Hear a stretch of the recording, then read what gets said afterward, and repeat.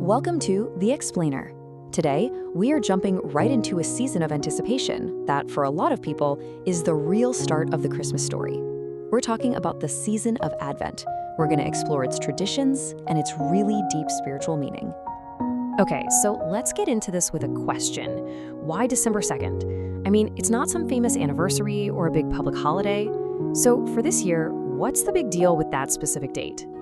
Well, the answer is that for millions of Christians all over the world, that date kicks off a really special time of year. And it's not about looking back at something that happened. It's all about looking forward. It's a whole season built around waiting and preparation. And this season is called Advent. This year, it starts on December 2nd and runs all the way to Christmas Eve, December 24th. Think of it as this little pocket of time set apart from all the usual chaos that's just dedicated to waiting.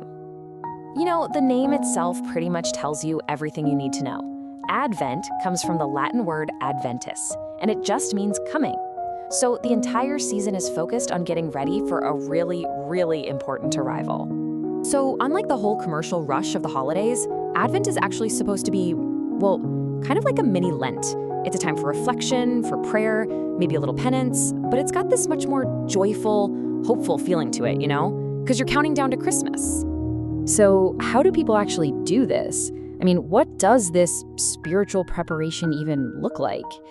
Well, over hundreds of years, some really rich, symbolic traditions have popped up to help people mark this time of waiting.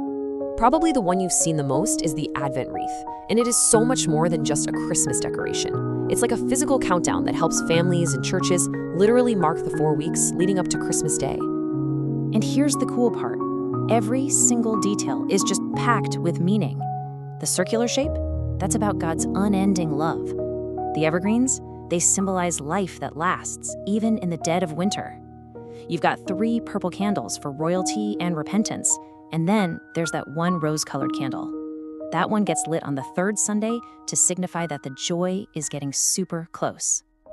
Of course, it doesn't stop with the wreath. A lot of people use Advent calendars to count down the days. That's a tradition that actually started with German Lutherans. There are also special prayers, and these really ancient ones called the O antiphons, which are sung in that final week to really build up the anticipation as Christmas gets closer and closer.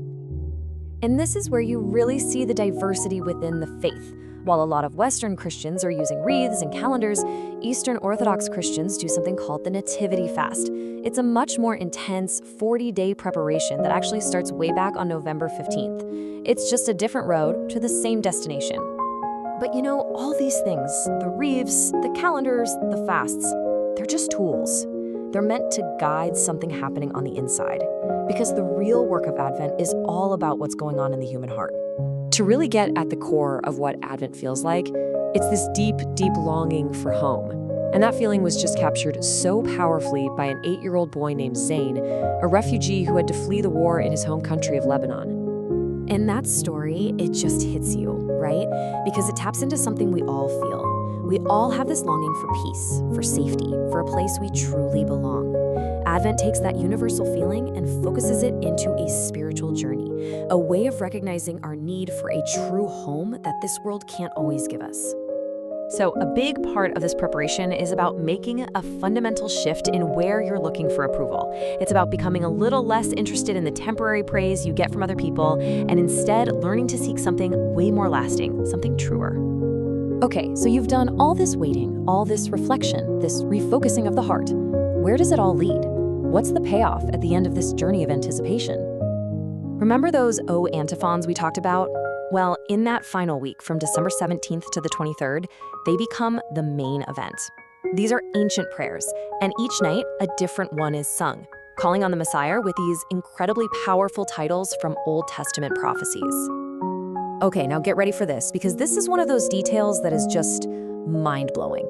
If you take the first letter of each of those Latin titles, Sapientia, Adonai, Radix, and so on, and you read them backwards, they actually form a hidden message. It spells out E-R-O-X-R-A-S. What does that mean? It's Latin for, tomorrow I will come. It's like woven right into the fabric of these ancient prayers of longing is a hidden promise, a direct answer to all that waiting. So you see, this whole season isn't just about ticking days off a calendar until a holiday.